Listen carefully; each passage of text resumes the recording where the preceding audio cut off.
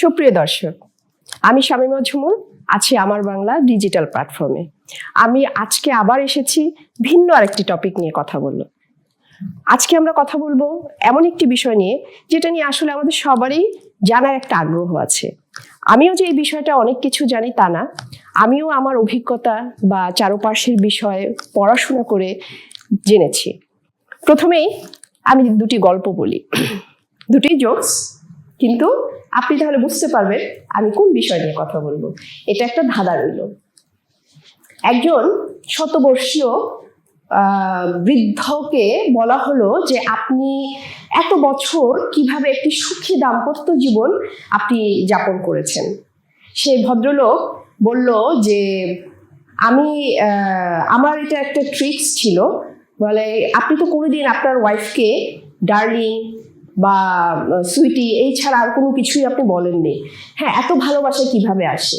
তখন সে হেসে দিয়ে বলেছিল, আসলে আমি তার নাম ভুলে গিয়েছি। হ্যাঁ, এটা একটা জোকস, বাট এটা একটা ট্রিক্স।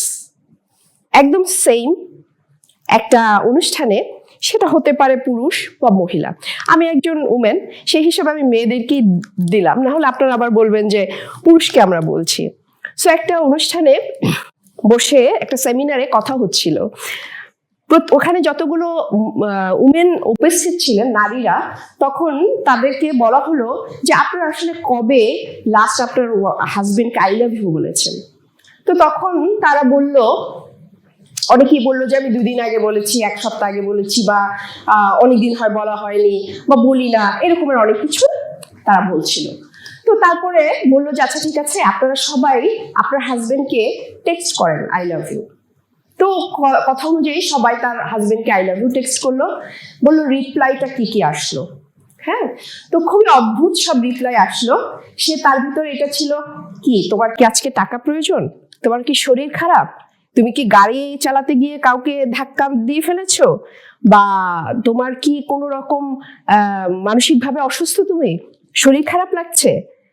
মানে এটা পুরোটাই একটা জোকস, বাট বিষয়টা হচ্ছে এরকমের, আমরা আমাদের যে কাপল গোলটা আমরা ঠিক এইভাবে বলতে পারি যে আমরা যারা কাপল, তারা আসলে আমরা নিজেরাই আমাদের কাপলদের সাথে কিভাবে সময় যাপন করবে এবং কিভাবে একটা সুখী দাম্পত্য জীবন আমরা যাপিত করতে পারি, সেই বিষয়টা সম্পর্কে আমরা সবাই জানি।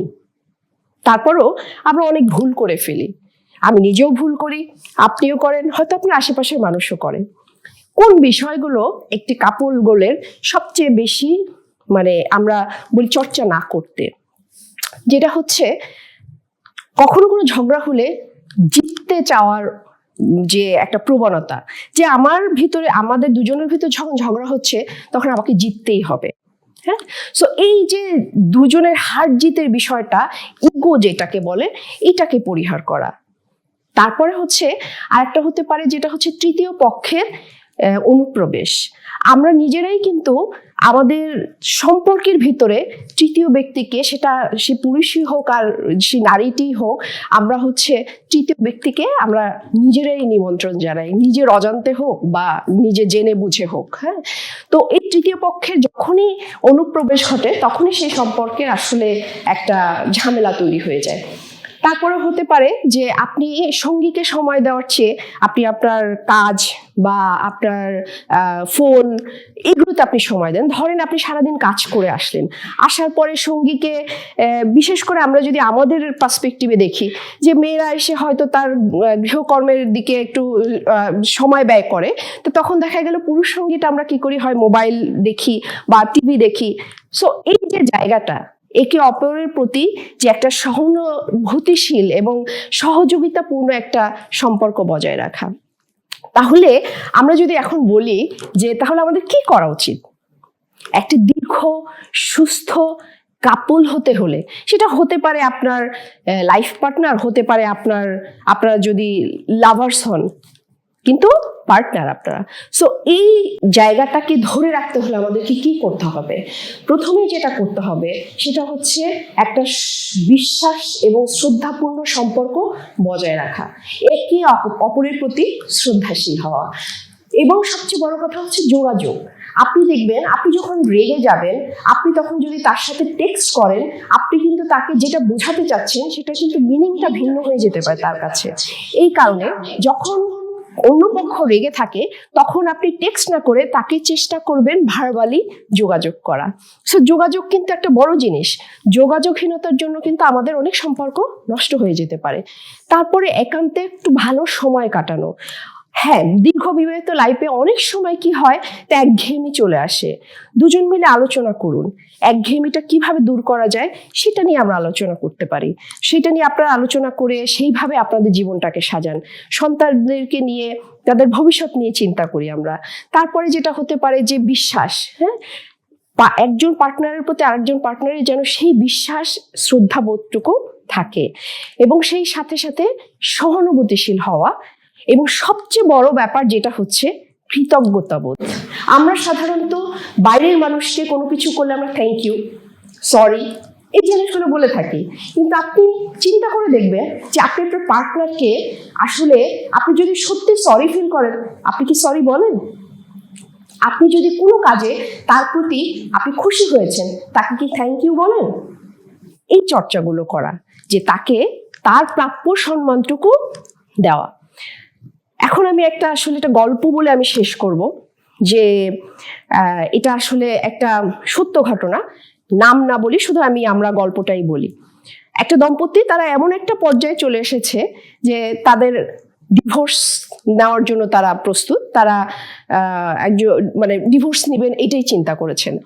তখন তাদেরকে সাজেস্ট করা হলো যে আচ্ছা ঠিক আছে, আপনারা একজন কাউন্সিলরের কাছে যান। তো কাউন্সিলরের কাছে যাওয়ার পরে যেটা হলো যে তারা তাদের একজন আরেকজনের উপর গ্রিভেন্স, নানা রকম দীর্ঘদিনের যে তাদের এগুলো সে বলছিল, কান্নাকাটি, হুড়াহুড়ি, এইসব।